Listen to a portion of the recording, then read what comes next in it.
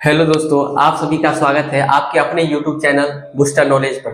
जैसे कि इससे पिछले वीडियो में हम लोग ने क्लास 10 केमिस्ट्री का पहला चैप्टर शुरू किया था, तो उसके बारे में कुछ बताए हुए थे, क्वेश्चन आंसर भी। और आज जो वीडियो है उससे आगे का वीडियो है, जो हमारा पहला पार्ट है रासायनिक अभिक्रिया एवं समीकरण, उसी का। तो देखिए क्या है कि रासायनिक समीकरण। तो क्या है रासायनिक समीकरण लिखने का नियम।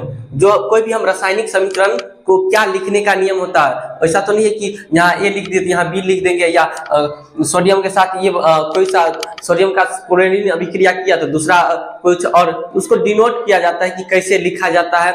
जब दो सेम रहे तब कैसे लिखेंगे।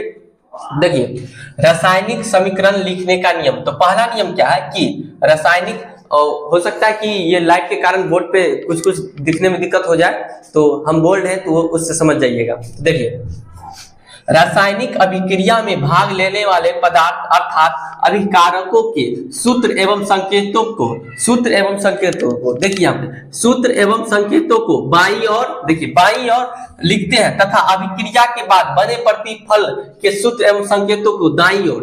जो हम कोई सा भी अभिक्रिया कराएंगे तो जो अभिक्रिया भाग लेगा उसको हम बाईं ओर, और जो उसका प्रतिफल होगा, जो अभिक्रिया कर जो फल निकलेगा या निष्कर्ष निकलेगा, उसको हम किस ओर लिखेंगे, तो उसे हम दाईं ओर लिखेंगे। उसके बाद देखिए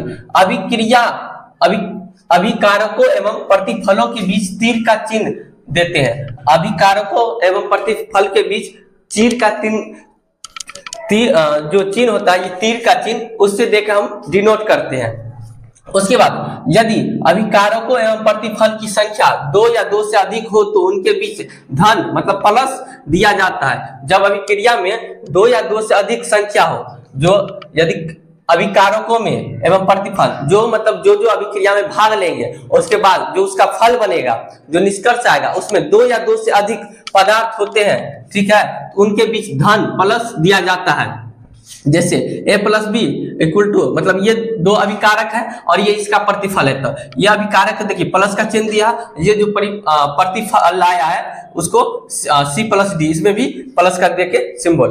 हमारा अगला क्या है कि रासायनिक समीकरण।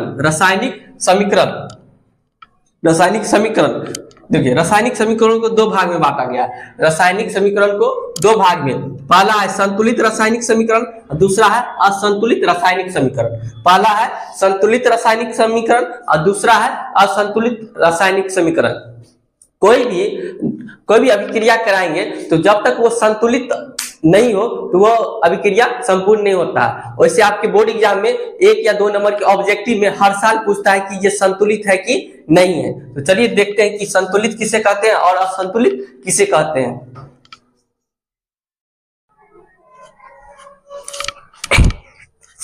तो इससे आगे देखते हैं कि क्या था संतुलित और असंतुलित। संतुलित किसे कहते हैं और असंतुलित किसे कहते हैं। तो देखिए संतुलित रासायनिक समीकरण, बैलेंस केमिकल इक्वेशन, क्या कहते हैं उसको इंग्लिश में, बैलेंस केमिकल इक्वेशन। वैसी रासायनिक समीकरण जिसमें समीकरण के दोनों ओर प्रत्येक तत्व के परमाणु की संख्या समान हो, उसे हम संतुलित रासायनिक समीकरण कहते हैं। मतलब वैसा समीकरण जिसमें दोनों ओर तत्वों की संख्या क्या हो, बराबर हो, उसे हम संतुलित रासायनिक समीकरण कहेंगे। जैसे देखिए यहाँ पे hydrogen H2 plus Cl2 equal to 2HCl। देखिए यहाँ पे हाइड्रोजन कितना है, 2, और यहाँ पे देखिए जिसके नीचे में कुछ नहीं तो 1 रहता है, यहाँ पे भी 1 रहता है, तो 1 से इसमें गुना करेंगे तो देखिए इसमें गुना करेंगे तो ये ऐसे हो जाएगा, ठीक है। तो देखिए यहाँ पे 2 हाइड्रोजन है और 2 क्लोरीन है, तो देखिए यहाँ पे 2 हाइड्रोजन 2 क्लोरीन संतुलित। फिर यहाँ पे देखिए Zn प्लस H2SO4, तो यहाँ पे देखिए ZnSO4 प्लस H2। तो देखिए यहाँ पे जिंक कितना है, तो 1, तो यहाँ पे भी देखिए जिंक कितना है, 1। यहाँ पे देखिए SO4 क्या है, 4 गो, यहाँ पे भी देखिए SO4 कितना है, 4 गो, प्लस हाइड्रोजन यहाँ पे कितना है, 2, यहाँ पे भी कितना है, 2।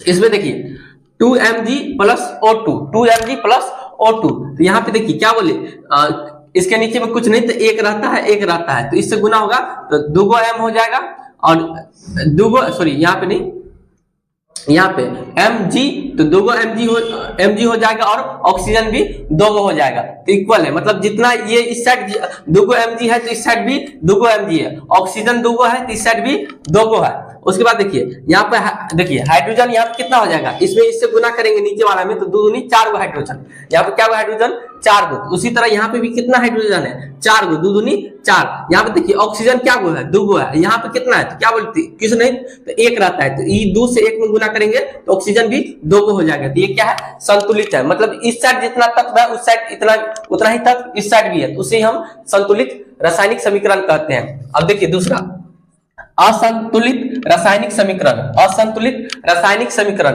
Unbalance chemical equation, unbalance chemical equation वैसी रासायनिक समीकरण